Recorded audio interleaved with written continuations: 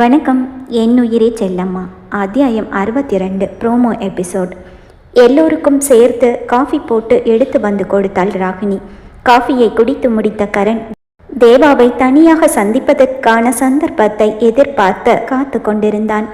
எல்லோரும் கிரிக்கெட் மேட்சில் கவனத்தை செலுத்திய நேரம் தேவா குளித்துவிட்டு வந்திருப்பான் என்று நினைத்த கரண் தேவாவை தேடி அறைக்கு வந்து கொண்டிருந்தான். தேவா குளித்து முடித்து வந்து அவன் டிஷர்ட்டை தேடினான். கிடைக்கவில்லை.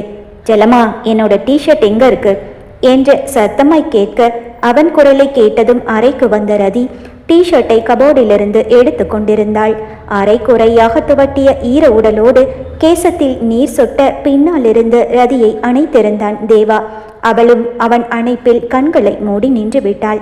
அவளை தன் பக்கம் திருப்பியவன் மூடியிருந்த அவள் கண்களில் தன் இதழ் பதிக்க உடல் சிலிர்த்து கண்களை திறந்தவள், எல்லாரும் ஹாலில் தான் இருக்காங்க, அப்பவே ராகினி கிண்டல் பண்ணினா என்று அவன் கழுத்தில் தன் கரங்களை மாலையாய் கோர்த்து கொள்ள, ராகினி கிண்டல் பண்ணா நான் பயந்துடுவேனா?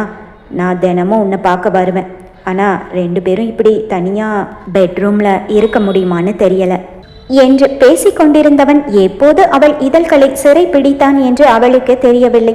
அவளும் அவனுக்கு இசைந்து கொடுத்து நின்றிருக்க இதழ்களில் ஆரம்பித்த மொத்த பயணம் நெற்றி, கன்னங்கள், கழுத்து என்று தொடர்ந்து கொண்டிருக்க அதுவே அவன் மன உளைச்சலுக்கும் மருந்தாகி போனது. இவ்வளவு நேரம் கனத்திருந்த மனது இப்போது கொஞ்சம் இலகுவாக்கி போயிருந்தது. மங்கையை விலக மனமின்றி அவன் அணைத்திருக்க மன்னவனின் நெருக்கத்தில் மெழுகாய் அவளும் உருகி நிற்க இது தெரியாமல் அங்கு வந்த கரணோ, தேவா குளிச்சுட்டு வந்துட்டியா? அந்த நாகராஜ் சொன்னதெல்லாம் உண்மையா என்று கேட்டு முடிக்கும் முன் அவர்கள் இருவரும் நின்றிருந்த நிலையை பார்த்து அடக்கப்பட்ட சிரிப்புடன் திரும்பி நின்று கொண்டான். தப்பான நேரத்துல வந்துட்டேன்.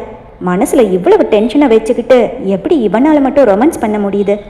எனக்கு இருக்கிற கவலை கூட இவனுக்கு இல்லையே என்று தனியே பேசியபடியே கரண் திரும்பி நிற்க, மாமா தோசை ரெடி, உங்களுக்காக அம்மா பணியாரம் செஞ்சிட்டு இருக்காங்க, சாப்பிட வாங்க என்று கூறிக்கொண்டே தன் எதிரில் வந்த ராகினியிடம், ஏய் எங்க போற, அவன் வருவான் வா என்று கரண் கையை பிடித்து இழுக்க, இல்ல கரண் தோசை ஆறிடும், நான் மாமா கிட்ட சொல்லிட்டு வரேன் என்று ராகினி செல்ல, வேண்டாம் அங்க போகாதடி என்று கரண் அவளை விடாமல் பிடித்து இழுக்க, எதுக்கு? அம்மா கிட்ட நான் திட்டு வாங்குவேன் என்று சொல்லிக்கொண்டே அரை கதவிற்கு பக்கத்தில் சென்றவள்,